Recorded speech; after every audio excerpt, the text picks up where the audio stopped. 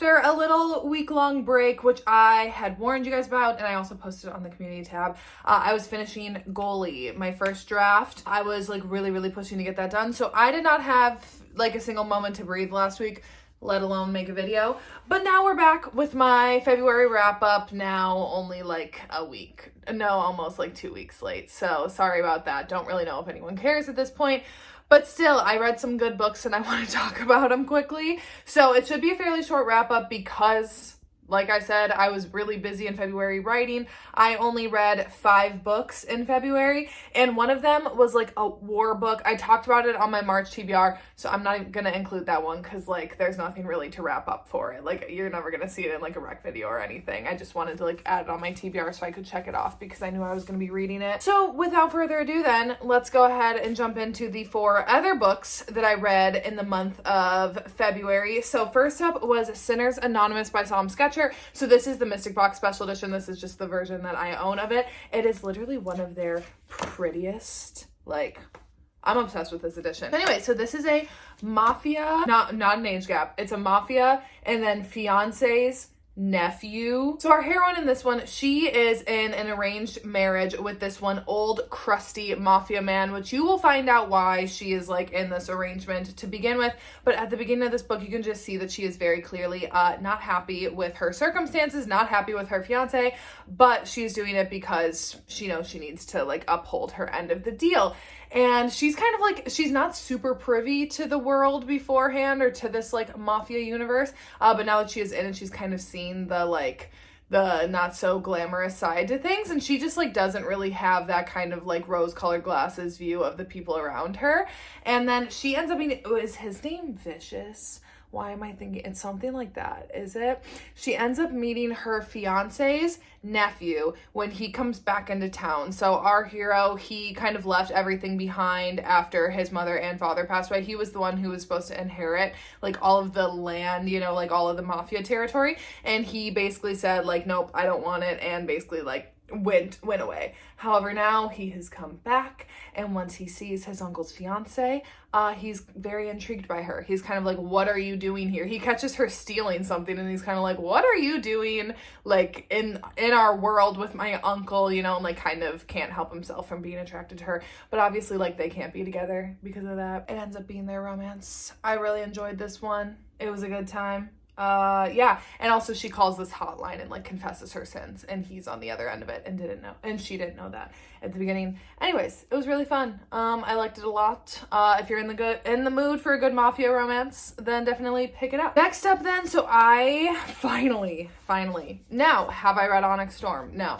But I finally did read Iron Flame, so I listened to the audiobook for the majority of this one. However, it literally, my Spotify hours, I listened to it over the course of 2 months, because obviously the Spotify audiobook is long, and it literally cut off after Xaden's last sentence, if you know, you know. And then there was like one more chapter, or no, it was after, you know, the reveal on page 619. That was the very last sentence. So then I had to literally eyeball read just the very last chapter, which is Xaden's chapter. So anyways, this is the second book in the Empyrean series. I think that's how you pronounce it. It's a fantasy romance series with dragons in this like dragon academy. I can't really say anything about the specifics of this book because obviously that would give away spoilers for the first book.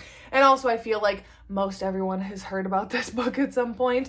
I will say I definitely liked it. I'm enjoying this series. Like I gave this 4 stars. I would say I'm not like completely and utterly obsessed with it. Like I feel like everyone seems to be. I am really excited for Onyx Storm. I obviously like bought it. I own it. I'm probably going to end up listening to the audiobook of it, honestly, or maybe like co-read it. I liked this. I will just say I feel like there were a lot of parts where I was kind of like, I don't feel like a ton is happening right now. And I kind of was, I guess, waiting for something more. And then the ending felt like, oh, I couldn't like put it, like I couldn't stop listening to it. But like there were other parts in the book where I was kind of like not as, I guess, like, you know, nonstop go. But also that's not a bad thing. Like when there's 5 books in a series, like you're gonna have parts of series that then kind of feel like that. So I'm not mad at it by any means. But I still think I probably like Fourth Wing more. but then we'll see. Maybe Onyx Storm will be my favorite. Okay, we're already down to our last two. I told you guys this was going to be a quick one. Also, there's a ladybug on my carpet, and I don't know if I should get up now and get it or if I should get it after. I have, like, ever since I've moved into my apartment, I get ladybugs in here all the time. Like, that's the only, which, I mean, I guess I'd take that over, like, spiders or anything, but for some reason, there just seem to be ladybugs everywhere. Oh, and we have Mr. Ray coming to join us. Okay, next up, this is my favorite book that I read of the month, and I still think about it, more so because I'm just like, I still don't quite know what to make of it, quite frankly. And that is Prisoner by Marnie Mann. So this is a dark romance where it's a childhood friends to kind of like I guess, strangers, not really necessarily enemies, I'd say like dislike, to then lovers, and they're kidnapped together. So these two, our hero and heroine, they grow up in kind of like a rough part of the city, and they really kind of look out for each other. Like, neither of them have great home lives, so they both kind of like make sure that the other's getting fed, that the other is like showing up to school, has clothes, you know, that kind of thing. Just really having each other's backs kind of like out in this area. And they also have a third person to their group, a third friend along the way, and you do see a little bit of flashback chapters, but then something ends up happening where then our heroine all of a sudden leaves, and so they basically do not speak for a very long period of time. And then now in current day, our heroine ends up getting a call from her brother, who is still connected back in her hometown, and the third best friend that they had has died, and so she ends up returning home for the funeral. And when she does, then she runs into our hero once again, and he's still kind of like, what happened? Like, why did you just all of a sudden like up and disappear on me? And she does not, like, she's like, if I tell him this, like, it'll ruin it'll ruin our friendship even more than it's already ruined.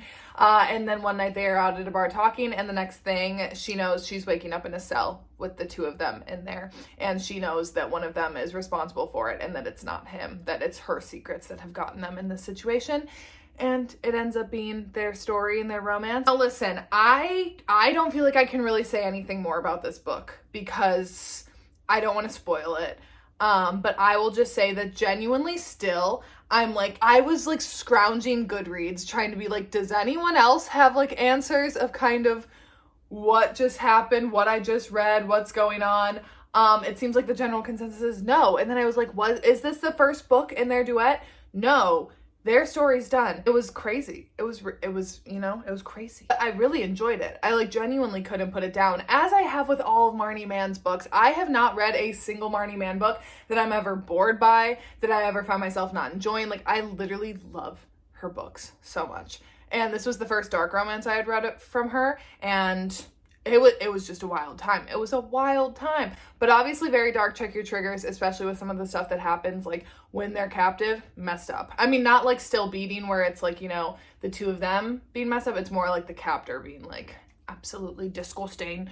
So anyways, and then last but not least, I read Crash Into You by Ronnie Lauren. So this one is one that I had found when I did my Clean Out My Goodreads TBR with me. This was one that was very deep down in the trenches of my TBR, and I pulled it back out and I read it. I will note it's not in Kindle Unlimited, but when I bought the ebook, it was like on sale, so it was only like $1.84. So just a warning on that, because pretty much everything else that I read is always in KU, so I feel like you guys kind of just always know that, but I will just preface, this one is not. It was a good time. So our heroine in this one, so she's working, is she like a therapist or a lawyer or something? She had a bit of a rougher upbringing. Again, I think her mom was an addict, and then her younger sister, like she kind of felt like responsible for her younger sister and everything.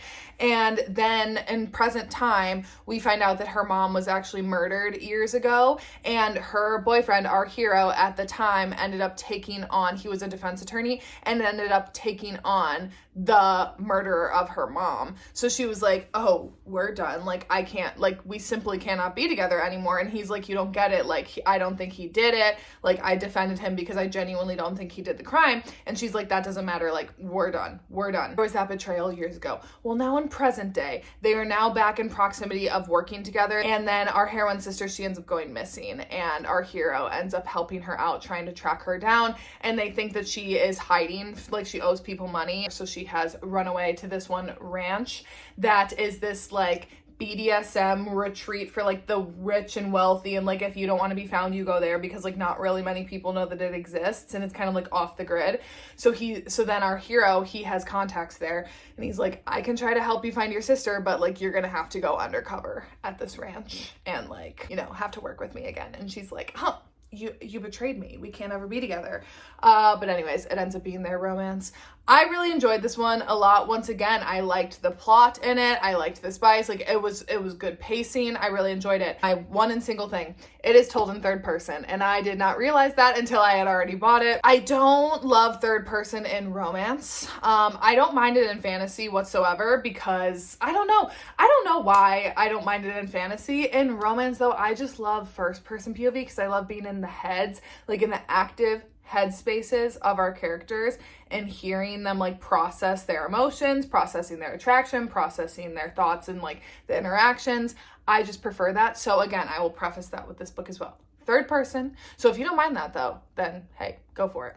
But do just want to preface that, because I feel like, again, mostly everything that I read is also in first person for romances, but still really enjoyed it. So anyways, that is it for the books that I read in February. Like I said, it was a pretty slow reading month, but that's because goalie was getting done. I also went on a trip to New York City. I went to a Rangers game, did a little research there. I mean, not like research, goalie's basically done, but it was just fun to be there. It was my first ever Rangers game. They did lose, but hey, it was still a great time. And yeah, so February was just a busy month. Now that it's March, hopefully things should like quiet down. I mean, now obviously like we're into editing of goalie, but I feel like now I have like a bit more of like a handle and a rein on my schedule. So videos should be back to normal now for the month of March. So I will keep you posted if anything changes on that. I know I've gotten asked before, like if I would ever like stop doing YouTube because of writing. And I had answered it in a chat chill and get ready with me that then I never ended up uploading, because I didn't end up liking the chat chill and get ready with me, because I was just like not in the mood to like be filming that day and whatever. So I ended up scrapping that video completely. But I guess just like at the end here, I'll give a little update to the people who've like asked. So I don't have any plans to stop YouTube, quite frankly. I know sometimes like I do end up like my upload schedule does end up getting like a little more erratic just in the times when it's like I'm on deadline or trying to finish things up, but I don't have plans to stop doing YouTube. I know a lot of people like do, or like maybe just like transition out of it. But for me, I love doing YouTube. I mean, obviously you guys know I have shifted my content. Like I don't talk about books that I don't like. So when I read books that I don't like, I just don't include them in my wrap-ups. I don't ever talk about them again, because like I'm not going to get on here and bash another author's work. I'm only going to include books on my channel that I loved and would recommend to you guys. So I only read 5. The war book is completely different. This month I didn't have any that I didn't like that I read, so I got to include them all. But obviously like my content has shifted a bit that way. But also, I love doing YouTube, and like this is how I started. Like obviously I always wanted to write, like that became like way before I ever even like knew what booktube was. So I mean like that was always my first priority to like make that happen, and now that I am. But at the same time then, I had like created YouTube in the time that it took me to write my first book. So now I love this. I love making these videos. I love talking on here about like the books that I've read and enjoyed. I love like this community that like we've cultured on here. So I don't want to just like get rid of that. And also like full transparency, this is like part of an income source for me. I mean, it's not like anywhere near my main source of income, because like I have a full 9-to-5 job, and like on top of writing and YouTube, but mostly my YouTube money all goes back into writing, because self-publishing is not cheap. Like editing is not cheap. Cover designing is not cheap. Finally, for goalie, I think I'm gonna be able to hire someone to like make content for my Instagram, because I hate doing that and I like don't have time for it. But it's like none of that is cheap. So quite frankly, all of my like ad revenue that I make off of YouTube goes back into publishing for me and like being able to help support writing. So like full transparency, I don't want to give up that income source either. So I'm going to keep making YouTube videos. Yes, sometimes then like I do get on here and I'm like stressed, because I'm like, this is kind of the last thing I need to be doing today is like finding time to film a video, or finding time to edit, or finding time to like even think of ideas. And sometimes like I do get on here and I'm just stressed. but that is just because like I genuinely do still care about this channel. I care about like creating videos. I still enjoy doing it. If I didn't like it, then I would like find another way to like help supplement for the income, because it's not a lot of money. It's just like it's like a nice little bit of pocket change to kind of go towards it. Like if I hated doing it, I wouldn't do it anymore. Like if there's one thing about me, if I don't like it, I'm not gonna do it. So I obviously still love it. I still love making videos with you guys. I love having this space. So I'm not going to like give that up anytime soon. But obviously then on weeks like last week, when I am working full time and on deadline, YouTube is the thing that kind of falls to the wayside. So, I mean, that's just kind of the reality of it at this point. There's going to be weeks over the course of this year probably where I'm not going to have videos up, but that's just, you know, when I'm under those crunch times and those kind of like one-offs. So I'm not planning on going anywhere anytime soon. I'm still gonna be making videos for a long time. So there's that. But anyways, that is it for today's video. I honestly don't know what's going to be up on Thursday. I feel like my brain has just finally come out of the clouds after finishing the draft. So I'm finally just kind of like feeling like my brain belongs to myself at this point. So we'll see. I'll have a video up on Friday for you guys though. So anyways, that is it for today's video, and I will see you when I see you.